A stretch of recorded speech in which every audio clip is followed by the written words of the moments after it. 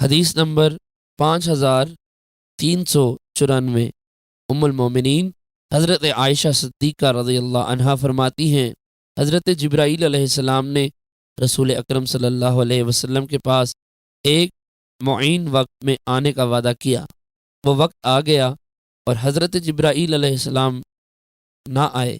اس وقت نبی اکرم صلی اللہ علیہ وسلم کے ہاتھ میں ایک عصا تھا۔ آپ نے اسے اپنے ہاتھ سے پھینک دیا۔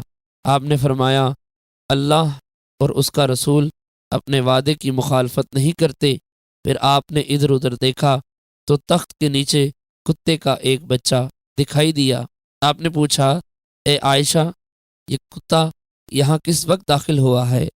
انہوں نے عرض کیا، اللہ کی قسم مجھے معلوم نہیں، چنانچہ آپ کے حکم سے اسے نکال دیا گیا۔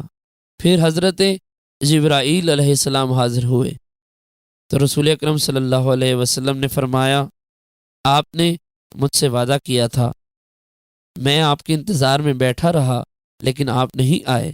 انہوں نے عرض کیا، گھر میں جو کتا تھا وہ میرے آنے میں رکاوٹ بنا۔